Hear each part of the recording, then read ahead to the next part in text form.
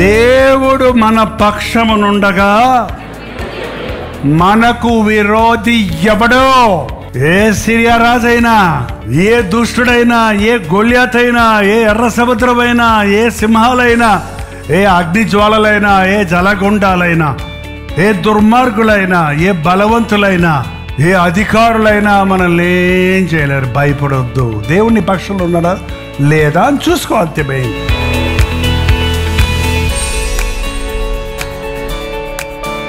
దేవుని చేతుల్లో ఒక పాత్ర పెట్టుకున్నప్పుడు ఆయన నింపితే అందులో నుంచి వచ్చేది దేవుని చేత నింపబడింది, కానీ మనలో నుండి వచ్చేది కాదు. అది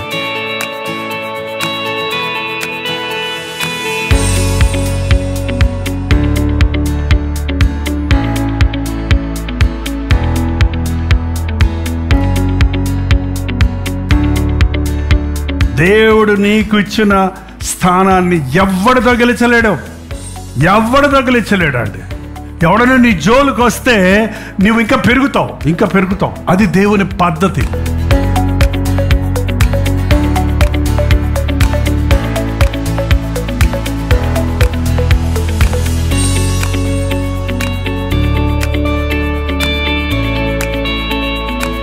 నువ్వు సామాన్యుడు అయి ఉండొచ్చు. శుద్ధ హృదయంతో నువ్వు ప్రార్థన చేస్తే సాతాను డివైజెస్, సాతాను తంత్రాలు నీకు తెలిసిపోతాయి.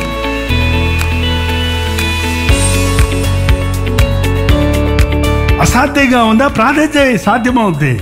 ఒక వ్యక్తి మారలేదా? ప్రార్థన చేసి చెప్పు, మారతాడు. ప్రార్థన చేయి, ఏ విషయమైనా సరే.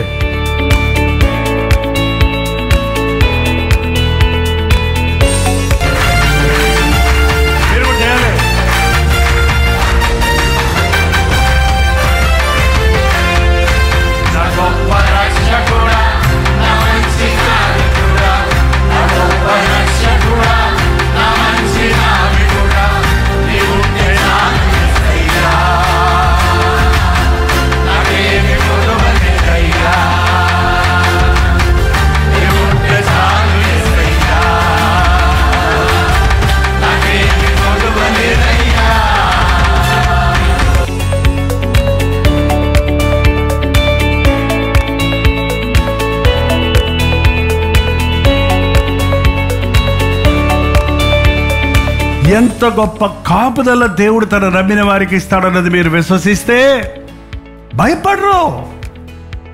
నువ్వు అన్ని చూసి భయపడుతున్నావు, నీవు యేసు వైపు చూడు, భయపడవు. నీ అప్పు చూసుకుంటే భయం వేస్తుంది. ప్రభు వైపు చూడు, ఆ అప్పు ఆయన దృష్టిలో ఇంత కూడా ఉండదు. నువ్వు అనుకున్న గొల్యాతు అంటున్నాడు, కానీ నా దేవుడు ఎత్తున్నాడు. అంత ఉన్న దేవుని ముందు ఈయన ఎంత ఏంటండి?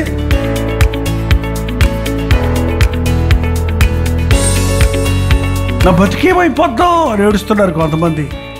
ఏమైపోద్ది? ఏసే చేతుల్లో పెట్టి ఏమైపోద్దో చూడు. బాగైపోద్ది, మెరుగైపోద్ది, బెటర్ అయిపోద్ది, దీవెనతో నిండిపోతుంది. ఎండిపోయిన చెట్టును కూడా చిగురింపజేసేదే కూడా ఆయన.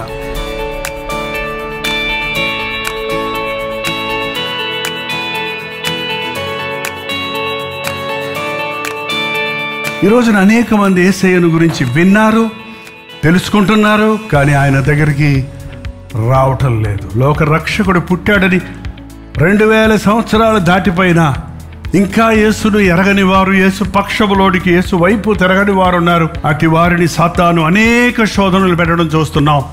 నువ్వు నిజంగా దేవుని బిడ్డవైతే నువ్వు దేనికి భయపడనవసరం లేదు.